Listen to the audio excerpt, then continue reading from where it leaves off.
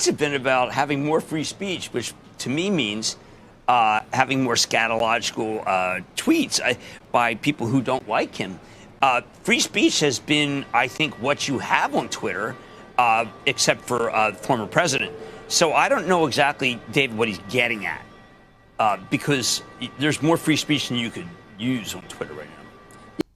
I honestly think that Jim Cramer might have a point here because of the his free speech comment, and of course we know that former President Donald Trump was banned, I believe, from Twitter, and they decided that. And I guess Elon Musk is not. He's saying that he always wanted free speech, but however, we're yet to see. Maybe that free speech might bring in some money or may not bring some money, but other people I've heard saying that it's not going to bring in money for the company. Not, Elon Musk is the richest person in the world. Not that he needs more money, but this is it's not about him. It is about Twitter, the company. So therefore, as far as turning a profit, not really turning a profit, but continuing to bring in revenue and to bring up the stake. And I believe Twitter right now is worth about $40 billion. But they were saying that, we're not sure what Elon Musk is going to do with his 9.2 passive stake in Twitter. So everyone is yet to find out, and we really don't know where to start. Everyone is kind of guessing.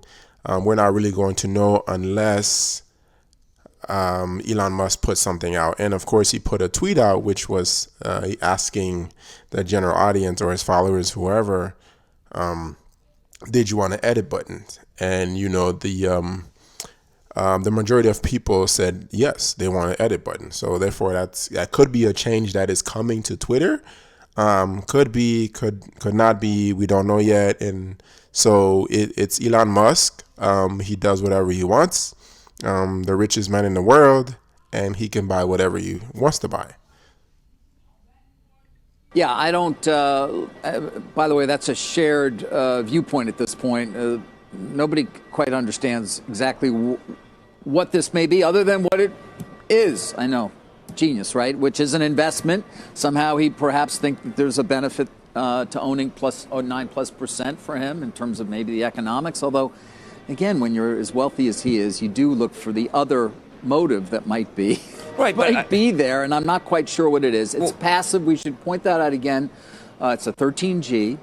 It's not a D. It's not something you would see from a Carl Icahn or somebody you would consider to be a true activist, where that might presage a fight for board seats and the like.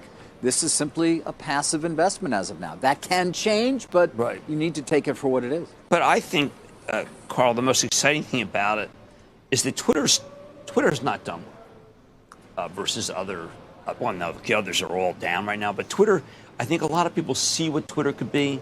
I remember when Mark Benioff, what he saw it could be a great place for ideas, but also DM being effective. And there's no doubt about it. We can get to his number of cars that he managed to make this quarter, which are. I don't know about you guys, but I've always seen Twitter as used for breaking news, right? Even when I was in school, I always look at the Twitter page of my school or my kid's school to find out breaking news if something was going to happen. So that's what Twitter has always been to me. And of course, in the early days, people use it for motivations, for quotes and all that. And people gain a lot of followers off of it, right? But I don't know, because I don't have enough followers to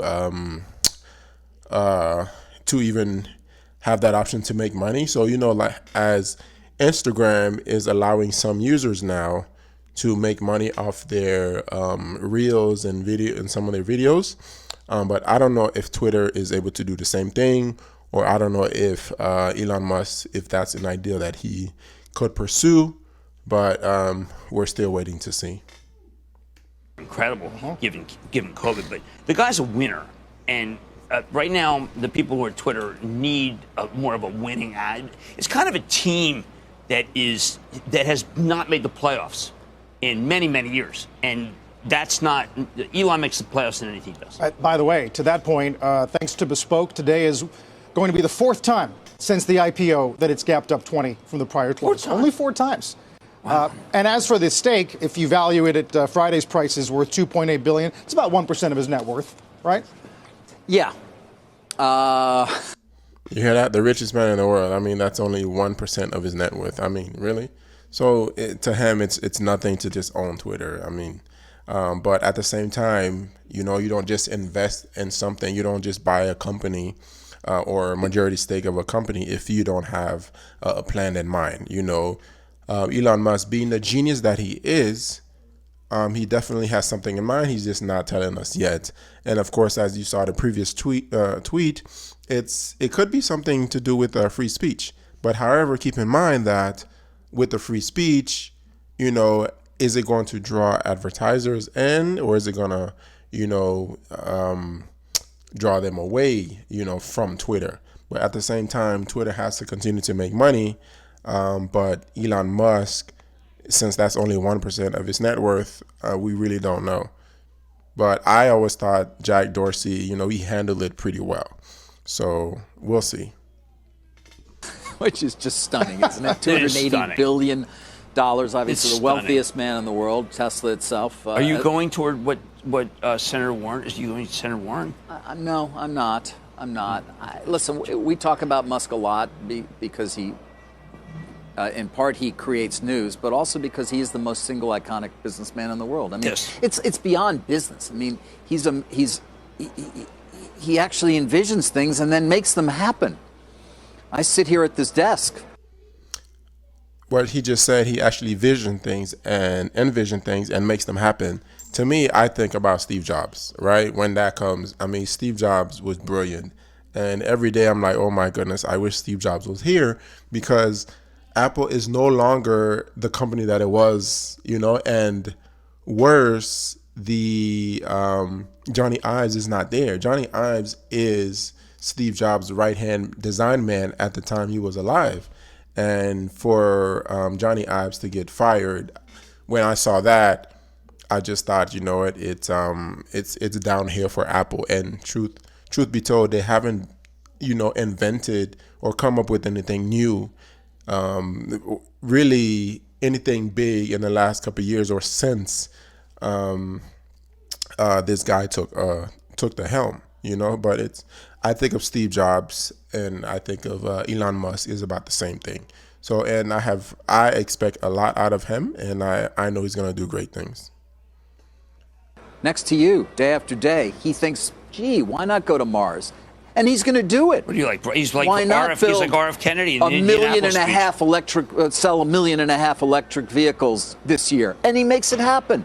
Why not bore tunnels under? I don't know. You can't doubt him. Deploy satellites and get the internet to the far reaches of the planet. Right. Reuse rockets. I mean, it can go on and on. It goes on and on. But I mean, right? 20 years ago, if he'd said, "I'm going to do all these things," you'd look at the guy like, well, "Yeah, okay, great, sure, go knock yourself out there, buddy." Yeah. When I went to see him get the Person of the Year, and he would only talk about space. And at one point he said, raise your hand if you've been in space. Guy next to me raises his hand. He says, how was it? He says, that's pretty great. He said, well, everybody goes to space. Everybody. I mean, can you imagine? Who would ever say, this guy's something? No, he is unique. Doesn't mean he's any less miserable than a lot of other people on the planet, but he's a unique individual. I think he's the best. I think he and Jensen Huang are the two smartest people I've ever met. Wow. Jensen from NVIDIA. Yes.